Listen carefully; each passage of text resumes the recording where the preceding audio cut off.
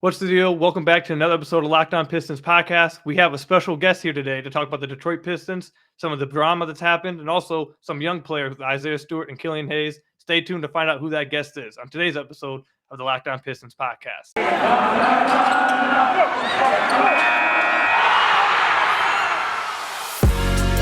You are Locked On Pistons, your daily Detroit Pistons podcast, part of the Locked On Podcast Network, your team every day. What's the deal? Welcome back to another episode of the Locked On Pistons podcast. Today's episode is brought to you by Calm. For a limited time, our listeners can join LeBron in using Calm and get 40% discount off a premium subscription. Go to calm.com/LockedOnNBA to use it now. I'm your host, per usual, Kuka Hill. You can find me over on Twitter at Kuka Hill. You can also find the podcast over on YouTube. Make sure to go support the podcast over there, Locked On Pistons on YouTube. Even if you don't like listening to the visual version, you don't like YouTube, you'd rather stay with the podcast version, I don't blame you. Just simply, if you want do the best way of supporting the podcast, go over to YouTube, hit that subscribe button. We really appreciate it. But yeah, on today's podcast, we have a special guest. I've had you guys in my DMs for a long time wanting this type of crossover going on. So I got half the crossover to happen. We have special guest James Edwards III of The Athletic, also the co-host of your guys' hopefully most of your guys' second favorite show. The co-host of the Bun&Cardigan podcast, James Edwards. Thank you for coming on, man. How you doing? I'm doing well, man. I appreciate you having me on. Yeah, I could imagine people probably don't do the visual podcast much with that hairdo. What's wrong with the hairdo? I'm just messing with you. Come on, Koo. You knew it wouldn't be a Koo and James podcast if we weren't talking. Can I cuss on here? I forget. No, you can cuss on here. Just if not, we weren't not talking crap. Yeah, that's good. That's good. I'll save you the trouble.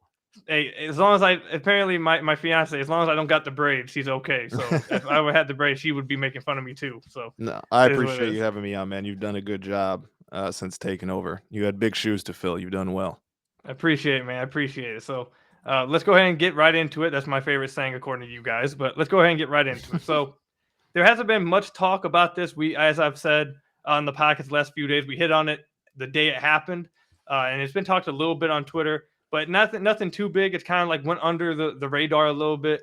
So I wanted to ask James about it. There may not be too much news about it, but definitely want to get his insight on it. So a few games ago, the Detroit Pistons, they had some drama happen on the sideline. It didn't blow up enough to where the broadcast noticed it.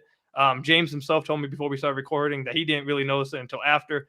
So it kind of went by the side. But when I was watching the game, I saw Hamidou Diallo and Dwayne Casey get into it a little bit. Not yelling at each other or anything, but just simply Hamidou Diallo looked like he didn't really want to go into the game. Dwayne Casey told him to get into the game. He saw the attitude he had, basically told him, bring your ass back here, get on the bench.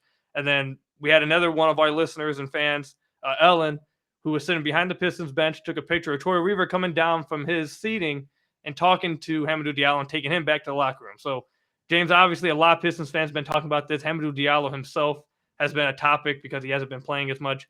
What was your take? Do you have any insight or takeaways from what happened in that game? Yeah, I mean, I didn't see the Dwayne Casey and Hamidou thing in real time at that point. The game was not worth looking up. Well, I was in Cleveland for it, and at that time I was trying to finish up some work, so I had less to do after. And then I didn't see it. I mean, for those that don't know, like we're usually going straight from the game to the press conference, so I didn't see it until way after. Once I saw the clip, it looked like kind of what you just described. Dwayne called for Hamidou to get in. It looked like Hamidou was slow to react and didn't get up with the urgency Dwayne would have liked. It took Dwayne to get up out of his seat to get Hamidou to come up, and it looked like there was a little back and forth there, and he told Rodney McGruder to get in. I think it wasn't. I mean, you can understand Hamidou's frustration. Well, let me not say that. You could assume that Hamidou's frustration is the only time he's getting in is garbage minutes. To be fair, though, he did not outplay Frank or Josh to earn the rotation spot up until that point. So, yeah, I mean, when your coach tells you to get in the game, you're a professional. You get paid a lot of money. If that's what happened, it looks like that's what happened. You get paid a lot of money to play basketball. So, yeah, that seemed like that went away quick. Hamidou got in the game on Saturday. What's today? on Monday night. Mhm. So it seems like water under the bridge. I did see Troy and him walk back out of the tunnel. So I mean, I know they obviously have a relationship, as I've written about before. Troy was part of the crew that drafted him in OKC. So um, yeah, I mean, it seemed like a little dust up. You can understand Hami's frustration. He hasn't been playing. But at the end of the day, when your coach tells you to get in the game, you should probably get in the game, especially if you're a guy that young, um, who's trying to get to play more. You know what I mean? So Yeah. yeah, just you don't really see dust ups like that. Detroit does a good job of keeping a tight ship, but once I saw the clip, there was definitely something there. But it looks like it's water under the bridge now. Yeah, so I agree. It's not. I don't think it was that big of a deal. I'm from Dwayne Casey's perspective. Like you said, they've done a pretty good job around here. So I didn't really think Dwayne would make it a big deal. But from Hamidou Diallo's side, and we talked about this on the podcast the last few days. I just want to get your thoughts on it. So I know Dwayne Casey has said that, and after I don't know if it was after the game or in one of the media sessions, like on an off day. But he said that it was basically a fight between Hamidou Diallo and Josh Jackson for minutes. That was the battle going on. Yep. And he lost to Josh Jackson. Ever since then, after the first 4 games, Hamidou Diallo basically hasn't played except in the few games in garbage time. So I said this. I get why Hamidou Diallo. I understand his feelings and understand his frustration. And I brought this up, so this is why I want to get your thoughts on it. I know that Dwayne again made it a Josh Jackson versus him argument, but Frank Jackson, from my perspective, when I'm looking at it from Hamidou Diallo, if I'm trying to put myself in Diallo's shoes, it's like, okay, I didn't play well the first 4 games. I didn't earn my spot in the rotation. That's fine. And Right. Dwayne Casey has said multiple times himself over the years since becoming the coach of the Pistons, that he's not going to gift minutes. We saw that a lot with Sekou, that he's not going to gift minutes. You have to earn it. If I'm in Diallo's shoes, I'm saying they're like, okay, I didn't earn my minutes, but I'm currently watching. And I'll say it for him. I'll say it for a lot of people. I'm watching Frank Jackson play, who has struggled for 12 straight games. He's a scorer. I would say struggled shooting the ball. Yeah. Yes, he struggled to do the job that he brings to the table. Would you agree with that? Fair. Okay. So he's not like a defender. He's not a playmaker. He's a hyper scorer. And he was doing a great job of that last season. Apparently he did a good job of that in the training camp and leading up before he got his ankle injury. But he's struggled to shoot the ball all season. So I'm assuming Diallo's thinking to himself, I get that I struggled. I got yanked for it. Fair enough. But when do I get my shot to to get a shot to earn my minutes back? Because it seems like Frank Jackson's being gifted minutes right now, no matter how bad he plays. What do you think about that? Obviously, I know Dwayne said if Josh first, Hamidou Diallo. Yeah. Do you think it could be do you think Diallo could take some Frank Jackson minutes, or that's just never going to happen? It's just going to be strictly Josh's minutes that he could take. That's a good question. Like, I think the thing with Frank, and everybody was so accustomed to him shooting the lights out since he's been in Detroit. I think it goes missed that he's slowly kind of getting him back into form. Like, if you look at, I think 1, 2, 3, 4, 5, the last 7 games, he's at 36%, which isn't what Pistons fans have come to know about Frank Jackson. But if I'm not mistaken, he was 2 for 3 against Sacramento, 2 for 7, had an off night against Toronto, but the team won. In Cleveland, he was 2 of 5, 0 for 3, 2 for 6, 2 for 4. So, I mean, his last few games, if my math's right, it's close to 36%. So he's starting to get ready. And as you know, Koo, this team needs shooting. And I think Frank Jackson, at the end of the day, he's obviously brought in to help space the floor. But he subtly does other things. He knows where to be. He can get to the hole if need be. I think Dwayne, knowing that this team needs shooting, I think you kind of strip Frank's confidence if you put him on the bench, and you also already limit a team that's limited in that regard. And we've talked about it before. Hami and Josh, in a way, are kind of redundant. So you need that type of player in your rotation, but do you need 2 of those type of players, and do you need them to play together? That just seems like a recipe for bad offense. And so I think it's always going to come down to Josh or Hami, just simply because of what Frank brings to the table when Frank's in rhythm. And I know he hasn't been for most of the year, but he is slowly kind of starting to find his form a little bit. I want to say, I have it up here. Yeah, 8 points, 14 points, 12 points, 10 points. Not bad for your 11th man. But yeah, like you said, it was a rough go to start the year, but he's slowly starting to figure it out. And I think it was smart for Dwayne to stick with him because if they're gonna start shooting the ball well, like it's gonna have to happen with Frank as part of the equation. It just is. There's just not enough pure shooters on this team. All right, well, that's a good way to segue into our next topic, which will be about the offense in general, which has been, I think, easily the biggest or the most talked about topic so far this season on this podcast. I'm sure you and Nick have talked about it plenty of times. It's talked about nonstop on Twitter in the Pistons community. It's been really, really, really bad offense all year. So we're going to talk about that when we come back from this break. But first, I got to tell you guys about some of our sponsors. First up, let me tell you guys about Calm. Do you want to know what makes LeBron James, King James, sleep? That's right. Sleep is his superpower. Calm, the #1 app for sleep and meditation, has teamed up with LeBron James to help you activate the power of sleep. LeBron and Calm know that your mind is like any other muscle in your body, but you don't have to be a world champion to learn how to train it. Calm can help you train your brain so you sleep better, reduce your stress, and perform at your best, just like King James. For LeBron, sleep is a critical part of his mental fitness routine. As he says, quote, "Getting good sleep and finding time to rest is one of the most valuable things I can do for my body and mind. From the sound of rain falling on leaves to bedtime, sleep stories, Calm puts me to sleep within minutes, which means I wake up ready for any challenge I have," unquote. So if you head to calm.com/LockedOnNBA for a limited time, you'll get 40% off Calm premium subscription. With Calm, you have access to nature scenes LeBron loves, like rain on leaves, and so much more, like sleep stories and meditation, so you can be ready for any challenge that life throws your way. Again, for a limited time, our listeners can join LeBron in using Calm and get 40% discount on the Calm premium subscription at calm.com/LockedOnNBA. Unlock content to help you focus, ease stress, and sleep better. Get started at calm.com/LockedOnNBA. That's calm.com/LockedOnNBA. Then I got to tell you about another one of our sponsors, your guys' favorite sponsor, Built Bar. I love Thanksgiving and all of the good foods and treats, and there's plenty of them. But maybe you want a yummy dessert, but isn't so full of calories and sugar. It's the perfect time for Built Bars. Built Bar is the new holiday dessert that you guys will all love. Feast on something delicious and feel good about it. One slice of pie has upwards of 300 calories, and that's on the low end. Most Built Bars are only 130 calories, only 4 grams of sugar, with plenty of protein. Replace the coconut cream pie with coconut Built Bar, or go for a raspberry Built Bar instead of a raspberry pie. Lots of good flavors to replace any pie.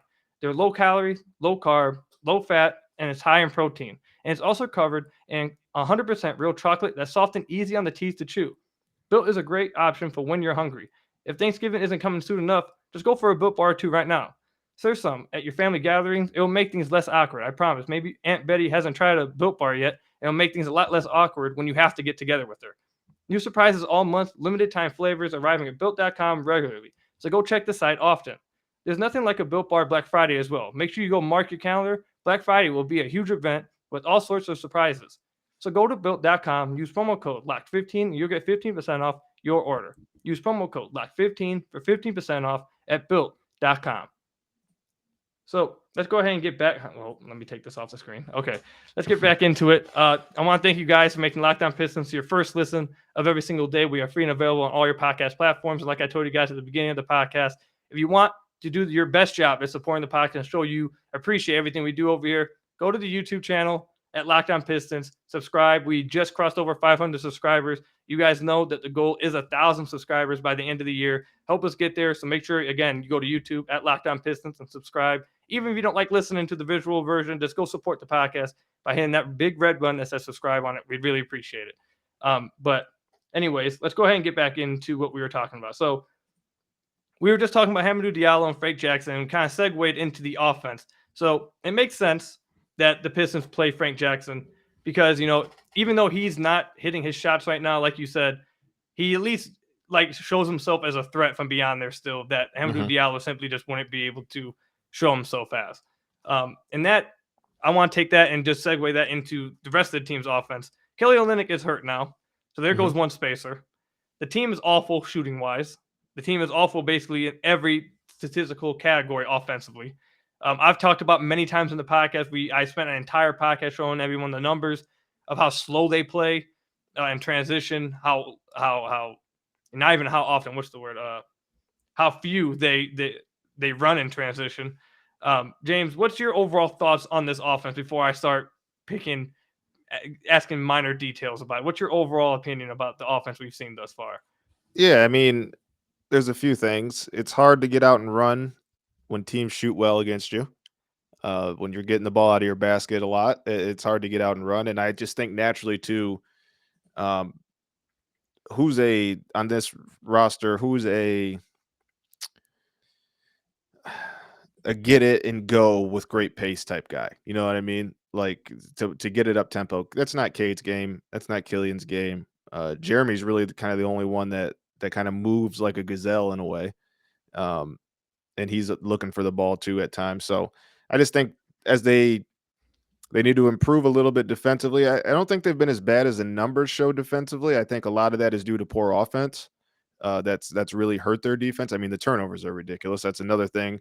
The passing in general. I think our guy Motor City Hoops looks like he's doing something. I'm doing something too on this eventually on the poor passes to shooters, the poor passes in general. You expected that coming into the year. It's something I think I definitely talked about in others. Like when you have a young backcourt like that, like history shows there's going to be a lot of turnovers, and there has been. And then with Sadiq trying to expand his game, there's been a lot of turnovers. And Jeremy, I think he's the one. When I see kind of the discourse about Dwayne Casey's offense, I think one thing fans maybe miss is that I think there could be a little bit of rogueness, like guys going rogue. And I think Jeremy at times goes rogue and kind of tries to create rather than continue to push through the flow. And is that needed at times for this team? Yes, it is. I think maybe it's one too many times he does it throughout the course of a game. I think when we see Jeremy's best games, they come within the flow of the offense. And that's also when we see the best. Like you look at that, was it Chicago? I mean, we could look at there's a few games. I can't remember what it was, but I just remember one game. It might have been on the road. Jeremy had like 19 in the first quarter or first half, and Dwayne's like, yeah, we didn't run a play for him. And I think that's a lot of the case. I just think sometimes Jeremy's still in that process of figuring it out. And this is a team full of guys trying to figure it out. And when you do that and you make a roster that primarily of the rotation is super duper young, I wrote this today. Like if you add up everybody in the starting lineup's NBA experience, it still doesn't equal Blake Griffin. So you know what I mean? And Yeah. it's just a young team that's going to have bad decisions. The shooting surprised me. Like I didn't think they'd be the best shooting team of all time, but I definitely didn't think they would be like on pace to be historically bad. And I still think that's going to shift as the season goes on. You're slowly starting to see it. Like I said, Frank's picking it up a little bit. Sadiq even is picking it up from three a little bit. And Cade's finding his way as well. So I think when it comes to the offense and the offensive sets, I think there is stuff there that Dwayne is hoping guys get through. But I think there's a combination of guys going rogue. And I also think just from observing and knowing a little bit, I think there is a few guys who at times don't know what to do. Or forget what to do. And it's to me, it's a lot of this. And I wrote about it. The Pistons are going through puberty, man. It's the ugly stage. You see it. It's been some ugly basketball at times, but I don't think they're not trying anymore. Like I don't think they're not competing. They're playing hard. It's just at a point when you go that young, the inexperience shadows the heart and the motor. Like there's just too many mistakes because you have so many young guys you're relying on. So I'll respond real quick. Let me give myself a response real quick. Please, I expected nothing less when we get together. We never agree. It's not that we don't agree. It's just I have a little bit of a different opinion here. Okay. Go ahead. All right, so let me lay it out for you. Let me lay it out, and you can tell me how you feel about this. Mm-hmm. So the other game against Toronto, why did they win this game? Obviously because they hit shots. They hit more shots than they do ever. Like that's obviously high on the list is because they hit shots.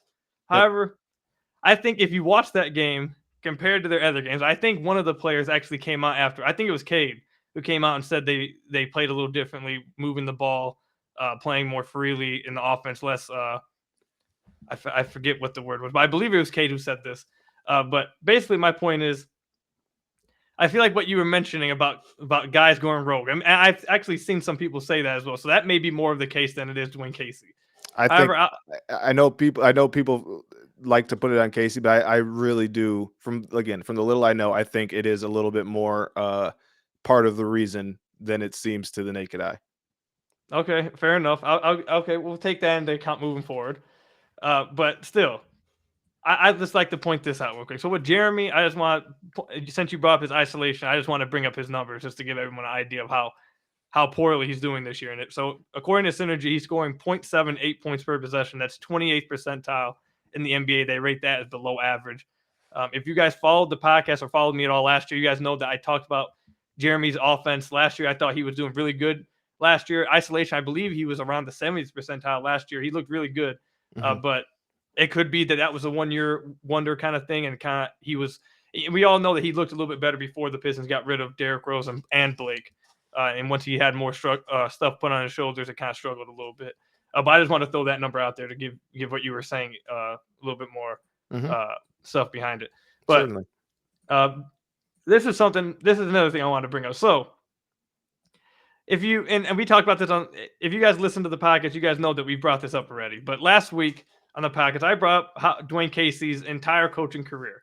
Because I wanted to figure out, is this something that's just something because, like you said, the Pistons are a young team? Is because they can't play defense? Or like you said, they can't get the ball at the basket. You have to get the ball at the basket, etc. All that kind of stuff. Is it just because of this team that he has right now and his personnel? Or is this something that's a Dwayne Casey philosophy with him? So I went back all his years with Toronto. And I believe, I don't have the numbers right in front of me, but I believe the highest one that the Raptors ever ranked in transition frequency at all his years in Toronto, I believe the highest they ranked was 21st in the NBA, the highest they ever ranked. And as soon as he left Toronto, Nick Nurse took over. Obviously, Kawhi got there, but as soon as he left, they've shot up and they've never ranked lower than 6th in the NBA. Now, since Dwayne Casey has taken over the Pistons, they haven't ranked higher than 25th in transition frequency. So, to me, it seems like we have enough evidence to assume that this is just something that Dwayne, it's just part of his philosophy. Maybe I've said myself that I think it's probably something that maybe it's his way of trying to limit turnovers and limit mistakes among young teams in transit. He wants to get into his sets offensively in the half court. That's what my theory was.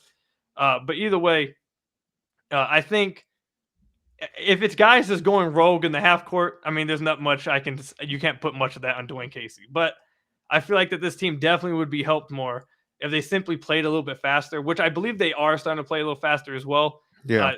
Through the first week and a half of the season, they were last in the NBA in pace. Right now, they're 18th, so they definitely have worked their way up to around middle of the pack in the NBA. Yeah, and that's a significant jump too from last to middle. Yeah, that's a significant jump. So I feel like what we've seen from them, and it kind of correlates with Cade getting healthy as well. I feel like, I feel like if they, basically what I'm saying is if they play more how they did in Toronto, which I feel like they played differently. They made more shots. Obviously, that's the main reason why. But I feel like they moved the ball more. We saw more pick and rolls ran with Cade Cunningham and Killian Hayes. That's one of my biggest issues that I've seen. There's been many games, I feel like, where even this last game where, and again, it could be just players going rogue, like you've mentioned. If that's the case, then it is what it is. But it's been way too much isolation, less pick and rolls with your ball handlers where they really excel at. I just feel like that's areas that, while that doesn't directly correlate to, if guys just hit shots, then we wouldn't be having this conversation. I feel like it can make help the offense a little bit more if they played that way a little bit more. Like maybe they don't hit more shots. Maybe they play that way and they still hit 25% of their threes. I mean, if that happens, then it is what it is. Right. I feel like if you played that way more consistently, like how you saw in Toronto, or there's a few other games too that they've lost where they've moved around, played more ball movement, pick and rolls heavy, I feel like they would look like a better offense than how they did this past game when it was a lot of ISOs, a lot of standing around, etc. Yeah, I don't think you made good points. I think I'm trying to figure out where to start. Is there you want me to give you an ad break and then we'll come back? Yeah, let's do that. All right. When we come back, we'll hear James' response to all of that. But first, I got to tell you guys about one of our ads or one of our sponsors, BetOnline AG. We're back and better than ever. A new web interface for the start of the basketball season and more props, odds, and lines than ever before. BetOnline remains your number one spot for all the basketball and football action this season. Head to our new updated desktop and mobile website to sign up today and receive your 50% welcome bonus on your first deposit.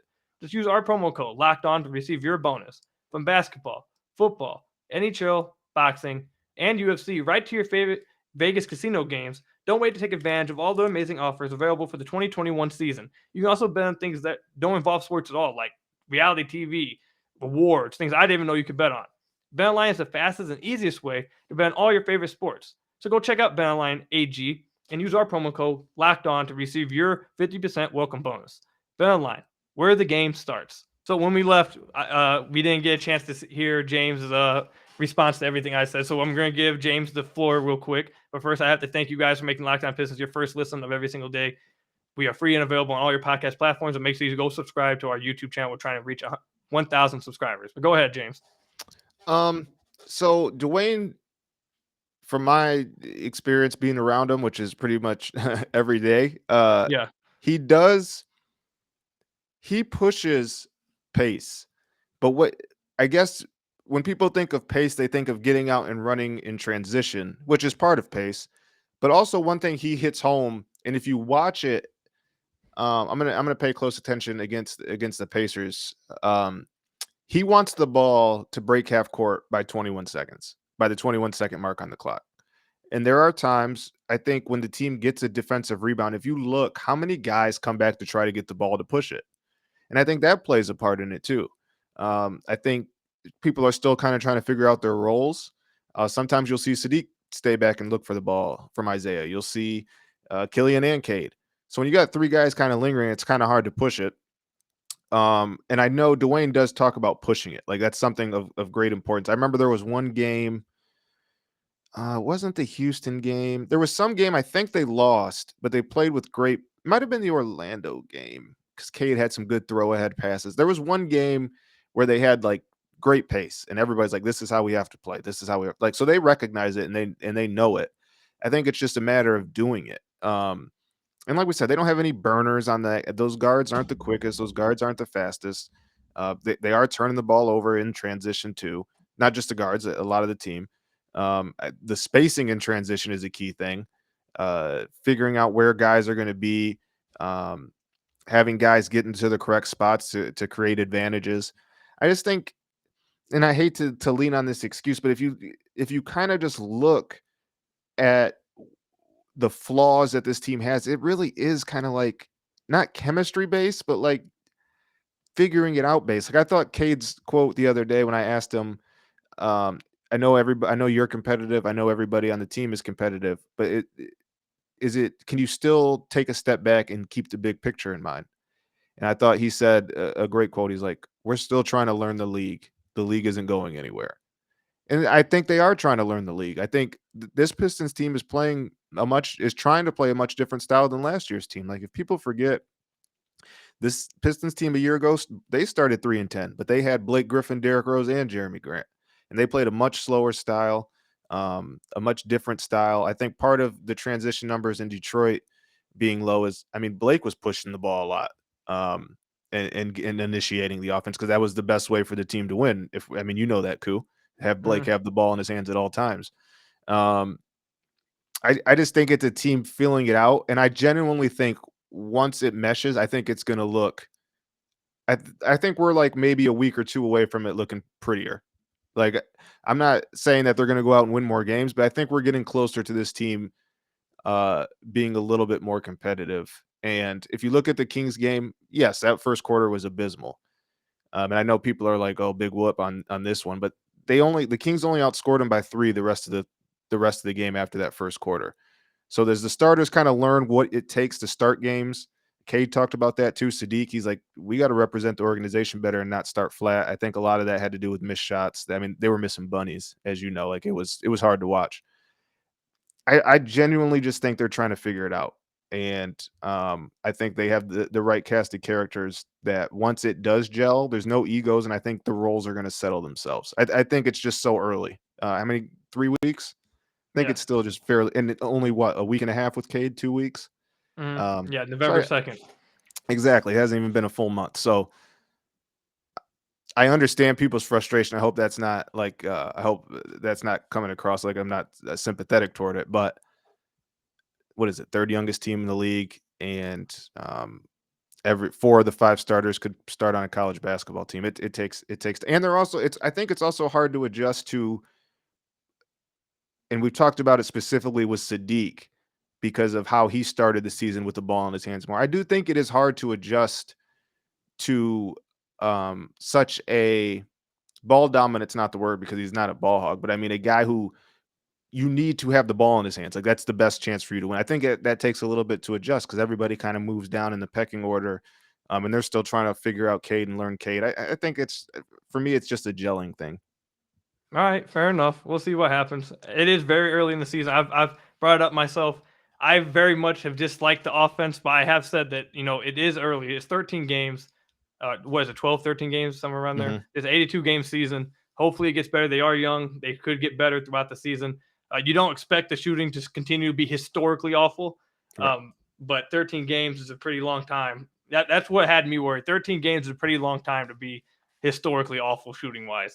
That's a little bit more than just like a little slump. That's a Yeah, pretty no, damn that's long fair. time to I'm shoot definitely pretty badly. I'm definitely not as confident that they're like that they'll settle somewhere like 20 to 22 in the 3-point shooting percentages, but I still just find it hard to believe that they're going to be like dead last or like historically bad. Oh yeah, right now they're shooting 29% last in the league. Yeah, like there's no track record of Sadiq Bey being this bad of a shooter. You know what I mean? And yeah. even though Frank only has 1 year of like being a good NBA 3-point shooter, like his years in New Orleans was like mid 30s, low, like it wasn't like 30, it was like 33 at its worst. Mm-hmm. Even Jeremy's like shooting throughout his career, especially as of late, has been, I don't know. I mean, maybe I'm wrong and the Wilson ball is a curse, but we'll see. Oh yeah, that apparently that ball is like the biggest deal of all time because everyone's just complaining so much about it.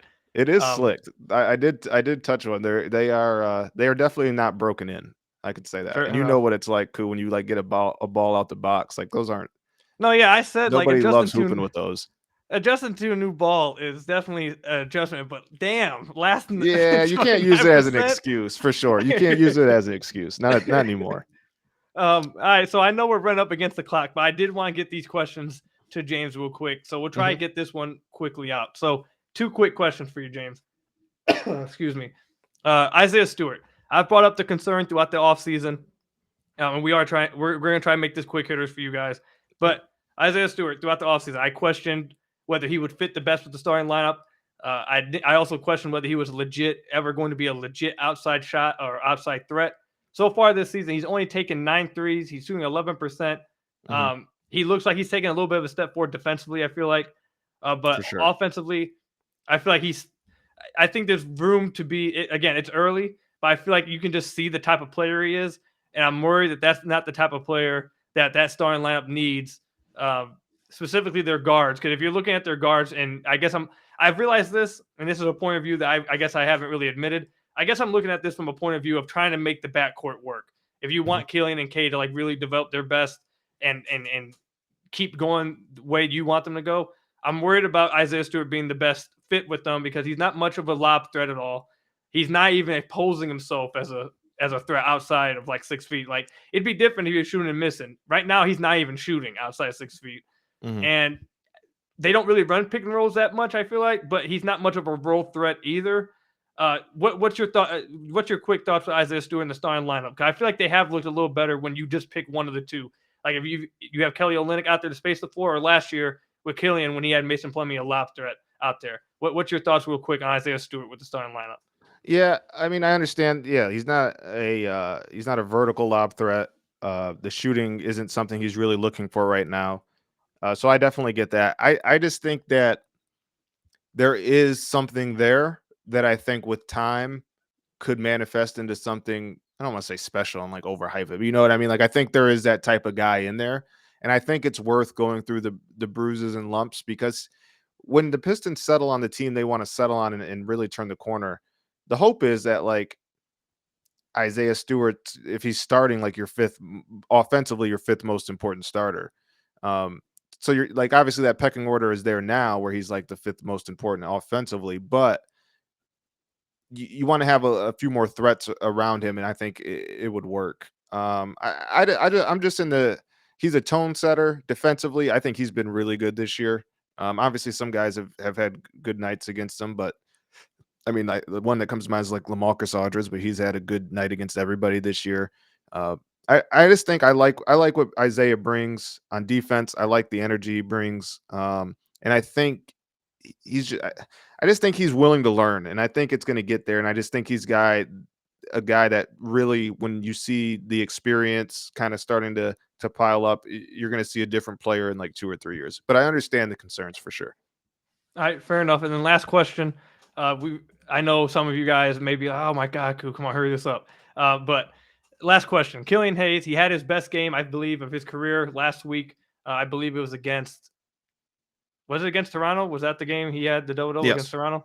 Yep. Yeah. So he had his best game of his career against Toronto. Then he came back out with a 0-point game against the Cleveland. Was it Cavaliers that it happened? No. Monday was Kings. Kings. Yep. All right. So what's your overall thoughts on Killian Hayes this year? I've mentioned that I feel like he's obviously very much struggling. I feel like from 2-point range, but he's taken clear steps forward defensively and his outside shot. And he's only 37 games into his career. He still has a long way to go, and the future could be still very bright for him. What's your overall thoughts about what you've seen from him thus far? Yeah. I think the big thing is, like you said, defensively, there's been games specifically like the last week where he's just kind of been everywhere. And I think that's a good sign as the head of the snake to start the defense. And I think him and Isaiah as a guard, big man count, even Cade to an extent. I mean, I think that team potentially is going to be really good defensively with more time. I just the chops that those guys have, I think it's gonna work out. I think it's good that that the majority of Killian's threes this year have been spot up, feet set threes. Do I believe he's a 40% 3-point shooter right now? No, I don't. I think that'll level out. But I definitely do think there are improvements there. I think there's been he's a very good passer. I think he reads the game well. I think the big thing with him is getting inside, and I think he's attacking the rim how you want him to attack more as of late. Like he's putting his body into guys. That's a good sign. The shots aren't going in, and they got to start going in. But I think you're seeing incremental growth, and that's important.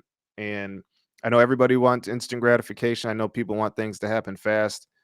I know people are into points and all that stuff, but I think it is encouraging that you are seeing incremental progress from Killian. And it's not stagnant or he's not regressing. It might not be what you want. It might not be the leap that you were hoping for, but there are improvements. So I don't think he's as bad as maybe people look at the numbers and say.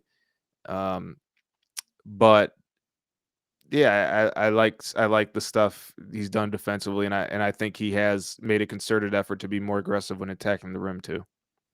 All right, fair enough. We'll leave it off there. I just want to point out that James brought up how he's a good passer. He reads the defense as well, so maybe we should run more pick and rolls. I'll continue to say that. But then hold on. Oh no, this isn't for you. This isn't for you, but it's for people who are like. So my mentions are filled with why is Killian standing in the corner? Because Cade's running the pick and roll. Why is Cade standing in the corner? Because Killian, like, one of them's got to kind of stand in their spot, and for Cade, he's a good spot up shooter. Like, it's just you know what I mean? Like, fans want two basketballs out there at the same time, and Isaiah and Jeremy each setting screens for Cade. No, the off ball. The off-ball play has definitely. I think they found something where Killian it looks like he's improving pretty good off-ball. But I just feel like that there's too many stretches where it goes like we'd be here for another hour. But there's too many stretches where I feel like they run this offense with like a handoff with Isaiah Stewart and translates into a long drawn out ISO. Too many stretches where because Isaiah Stewart doesn't really provide. I gotta stop it there. I think he will improve. I think he'll improve greatly as a screener. I think that is something they're focusing on. Yeah, that's somewhere he has to improve on. But yeah, we're already at 40 minutes, way over. I know you guys, my bosses are gonna kill me. But it was great content. We got James on here. I know you guys really wanted James on here. I made it happen. James, thank you for coming on, man. Make sure you guys go check out James and all his work at The Athletic on Twitter. Follow him at JLE or JL Edwards III. And also go check out him and Nick's, and you guys know who Nick is. I don't even got to say his last name. Him and Nick's podcast, The Bun&Cardigan Show. Right after you guys make this one, you guys' first listen of every single day. Make sure you guys do that. But James, thank you again, man, for coming on. I really appreciate it. Yeah, no problem at all, Coop. Good talking with you, man. Absolutely. All right. And I will catch you guys on the next podcast, and go Pistons.